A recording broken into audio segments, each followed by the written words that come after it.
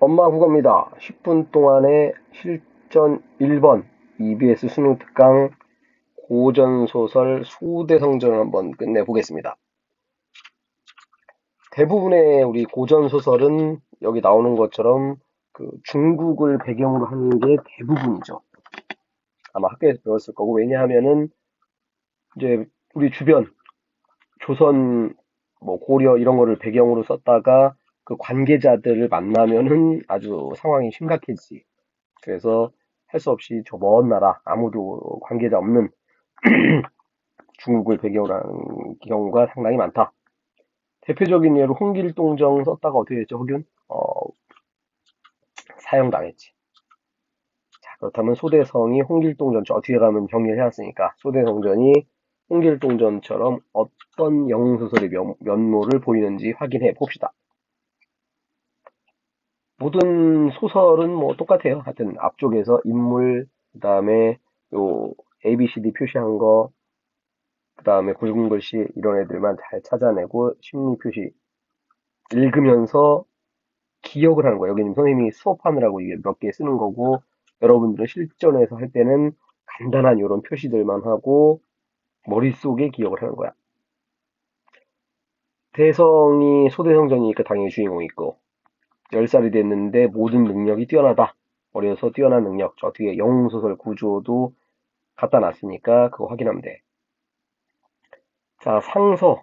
우리 고전소설에서는 특히 우리 중국 배경으로 했을 때 특히 사람 이름 부르면 되는데 뭐 예를 들어서 뭐 사장님, 회장님 뭐 이런 식으로 직책으로 부르는 경우가 상당히 많지. 근데 이게 도대체 이게 높은 건지 낮은 건지 역시 뒤에 정리해놨으니까 간단하게 확인해 봅시다.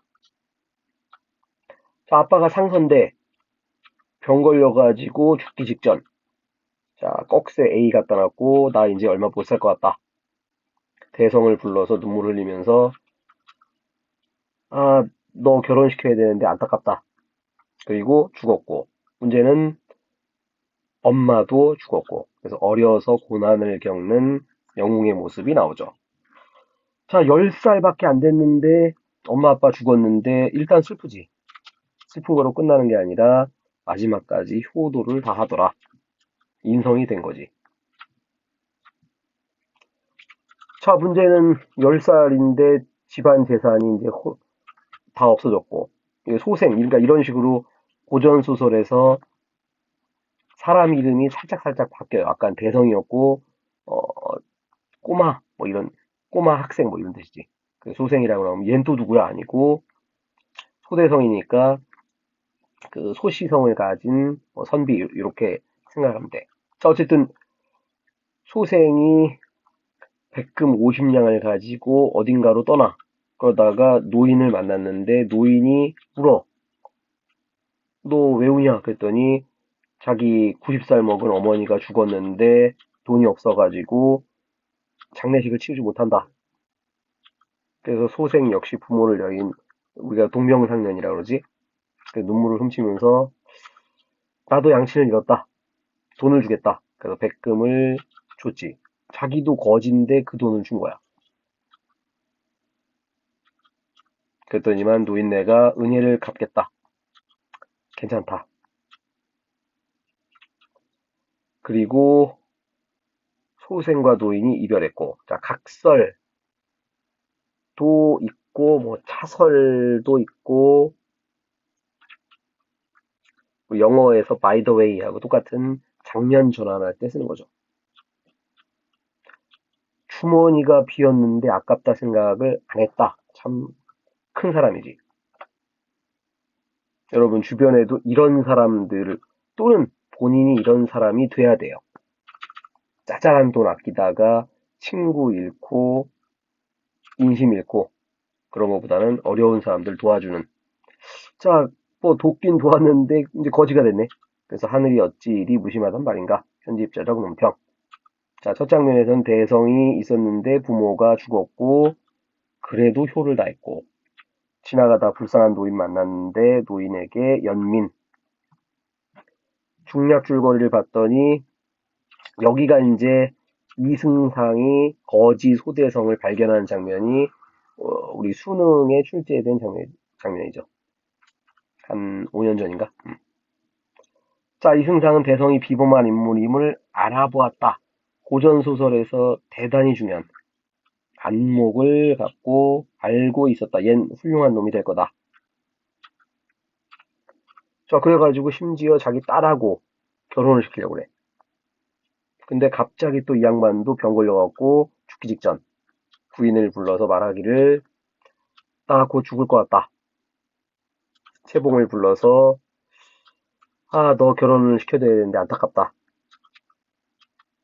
마지막으로 소대성을 불러가지고 나 이제 곧 죽을 것 같은데 딸을 너에게 맡기겠다. 새 아들이 옹졸한 일을 하더라도 미리 이제 암시를 해준 거지. 이 새 아들이 너에게 고난을 줄 것이다. 그리고 죽었고. 그리고 소대성은 자기 아버지 아닌데도 또 장례식을 극진하게. 그래서 사람들이 칭찬했다.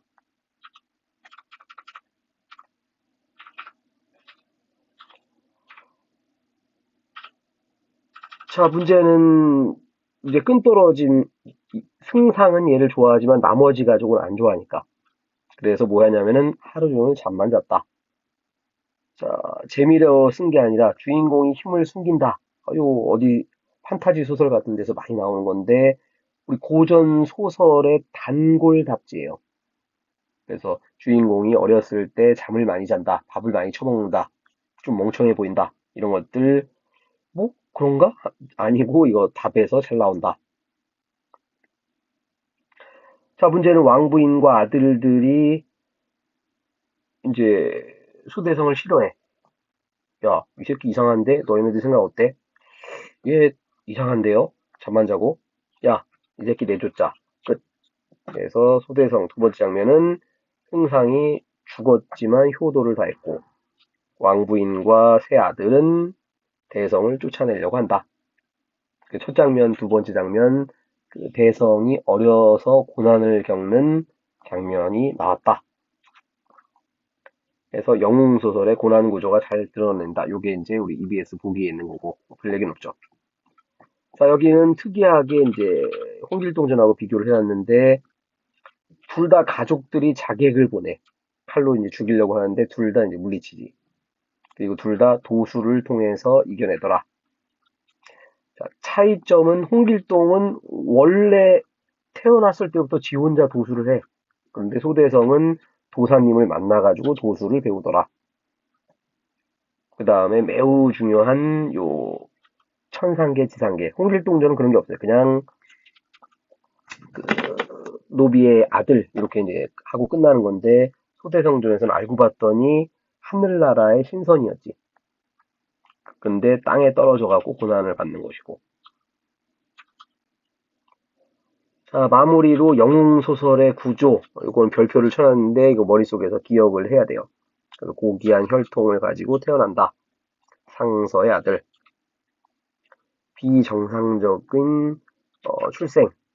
비정상적, 기형아로 태어났다. 이 얘기가 아니라 어렵게 태어났다 이거지. 자식이 없어서 근심하다가 부처님한테 시주하고 얻었다. 자, 탁월한 능력. 어려서부터 모든 일을 다 잘해. 머리도 좋아. 자, 그러다가 이제 기아라고 한자 써놨는데 어려서 버려짐 이 뜻이야. 그래서 부모가 죽어가지고 거지가 됐고 자객 때문에 죽을 뻔했는데 탈출. 그러다가 구출자를 만나가지고 뭐 도술 배우고 그 다음에 아이템도 얻고 자 커서 또 위기가 나와. 외적이 침입해. 하지만 그거를 결국 싸워 이겨내고 해피엔딩 결혼한다. 자, 요 구조는 머릿속에 기억을 해야 됩니다. 자, 오른쪽에 마지막으로 써놓은 건 뭐냐면은 이거는 이제 중국이지. 자, 중국은 황제가 있고 황제 밑에 승상이 아까 구해준 사람이 승상이었지. 이승상.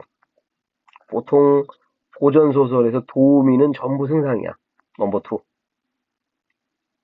그러니까 요즘 얘기로 하면은 굉장히 어렵게 살고 있었는데 갑자기 길 가다가 삼성전자 회장이 어떤 사람을 발견해가지고 비서실장으로 쓴다. 뭐 이런 얘기야. 자, 원래 부모는 아빠는 상서였지. 상선 지금의 장관, 세크레터리. 자, 대단히 잘 나오는 한림 학사 같은 얘기고 지금으로 따지면은 한 뭐 서울시장쯤 되는 거 이렇게 생각하면 돼요. 주로 한림은 주인공으로 많이 나오고 승상은 도우미로 많이 나온다. 얘는 주로 주인공, 승상은 도우미. 보통 상서는 부모로 많이 나오지. 자, 여기는 이제 조선 갖다 놨고, 조선에서는 당연히 임금 또는 왕이 있고, 이제 국무총리급이 영의정, 좌의정, 우의정. 그 다음에 장관, 중국의 상서에 해당하는 게 이조판서, 병조판서. 그 밑에는 이제 잘 안 나오고, 관찰사는 뭐 도지사 정도 생각하면 돼, 시장. 그 다음에 춘향전 같은 데 잘 나오는 어사또 정도 기억하면은 고전소설 읽어 나가면서 충분히 풀어낼 수 있을 겁니다. 자, 오늘은 소대성전, 소대성이 어려서 고통을 당하는 그 부분을 같이 한번 읽어봤고, 워낙 장편소설이니까 어떤 부분이 나오더라도 빨리빨리 풀 수 있도록 요 정도 전체 줄거리는 간단하게 기억을 해놓고 빨리빨리 출제 포인트, 인물, 그 다음에 갈등, 심리, 특정한 소재 찾아내는 거 신경 씁시다. 구독, 좋아요, 엄마 국어.